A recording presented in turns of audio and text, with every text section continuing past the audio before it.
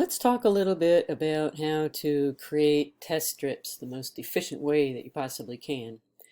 I'm sort of using Photoshop to simulate what you would be seeing in the darkroom if you had your negative up in the carrier projected down onto your focusing sheet, right? So you're seeing the image in reverse, of course, and you can see right away whether you're good at thinking in negative or not, that you've got a really super light area up here, a really dark, dense area right across the middle, and some sort of middle tones over here, right? So you want to strategically place your test strip in such a way that you get a really broad sampling. So right across the middle of it horizontally is not generally a good idea for most scenes, because usually from foreground to midground to background we have a value change going on. Here it's going a little bit on diagonal and it's a little swapped up from this. What this is a swath of light cutting across the middle, but it works really well to show you the principle behind all this. So let's say, for instance, that we laid our test strip right across the middle. This is the result we would get if we proceeded with that, that way of testing it. So I'll make the rest of that confusingness go away.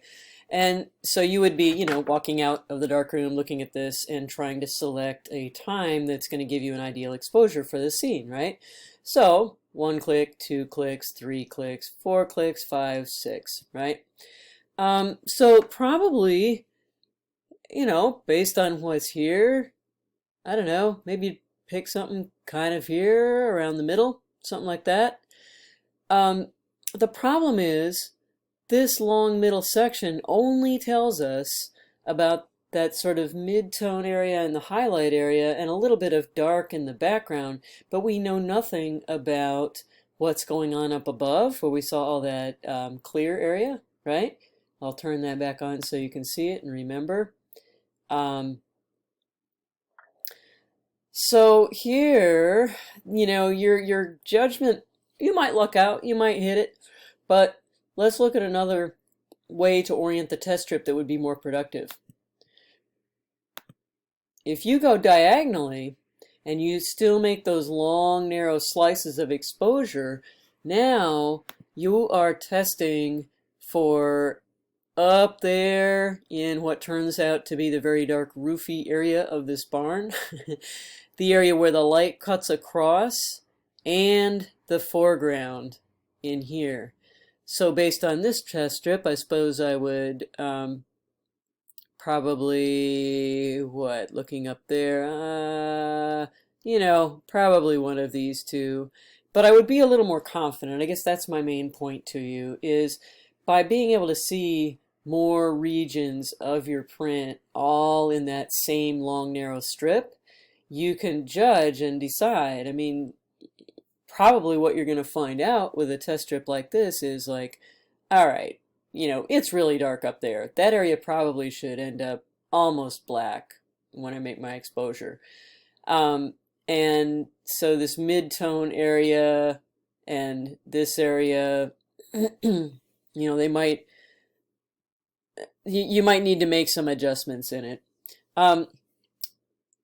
But at least you can evaluate and go, well, do I want to print it so that the highlight areas are sort of washed out now, but then later it's going to be okay because I can burn them in, but I'll get the right exposure up here, all that stuff.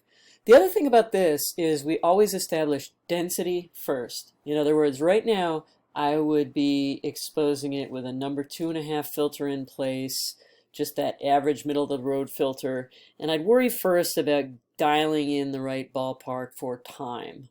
And that's what I mean by density, the density of silver built up in the various areas of the test strip. So hopefully that's helped you kind of understand a little bit more. Here, by the way, is what the background image looks like. And so you can see this needs a good bit more contrast anyway, but as far as establishing density, this would probably be just about right, this amount of exposure. when I go ahead and increase the filter, um,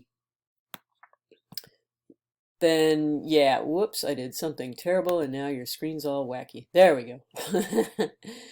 um, so if I then decide to put in a 3.5 filter or something like that so that I get a little more richness and contrast, you can see now the individual textural areas look a lot better, right?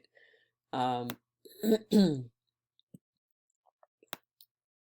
so probably in truth, the amount of contrast you would want in your image, in other words, the filter you would choose, believe it or not, would probably be about here, because this is a really big portion of the image in the foreground, and we would want to make sure that things look texturally realistic in there.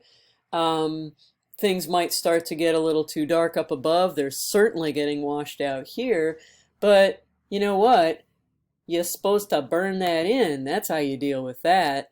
So, again, thanks to Photoshop, I can actually kind of do that, simulate that for you a little bit. Um, if I burn in that area, now I've got sort of the best of both worlds, right? I could maybe burn in that a little bit, maybe up here a little bit. And so now I have the sense that it is a shaft of light cutting across, but I'm not losing detail in these places over here, where, we want to be able to see the little tool rack and stuff like that. And these lines, we ideally want to have detail in our highlight areas, and we want detail in our shadow areas. Dodging is going to be a different thing. Up here in the top section, that might get a little dicey. Up there, hard to say. If you do dodge up there, I think you would want to do it very briefly. Honestly, I think it looks pretty good right now, right? You can sort of see the beam that's coming across, the weird like light that's cast on it from a hole in the roof, these chords. So I think I would honestly probably leave that alone. Likewise back in here, I'm just not sure that that's super important. But that swath of light down the middle certainly was. If we were to dodge a little bit, probably it wouldn't be, much more than about that much up there. Maybe you would want to dodge down here just a little bit, use a sort of smallish dodging tool just to kind of open up this detail a little bit, lead the eye in a little more into the space. I don't know that I would dodge back here. This stuff isn't super important to the image. I think maybe upstairs here in the rafters of things, yes, to create a sense of space. But like I said, you wouldn't really want to do too much. So to sort of see how much I did, it really wasn't very much at all, was it? The key with dodging is to do it very light, a small amount, because that's an area of the negative. Remember the negative that was really, really thin to begin with? Ooh, those are my crazy corrections on it. Yeah, so there was barely any silver up here to begin with, and so that's why withholding light during the dodging process, it's going to take very little change to make a big difference, very little time. On the other hand, when you're burning in, darkening, look how dense that silver is. It's going to take a little more light to bust its way through that, right? So you're going to, relatively speaking, need to go a little bit longer when you're burning in, aka adding light, than when you're dodging, aka blocking a little bit of light. So let's go back to our see if I can get this right. There's our image, and there we go. Let's see. think that's where we wound up. So I hope this has been helpful. It all takes practice. You know, it's just one of those things. You learn it by doing it, and the more you do it, and the better you get.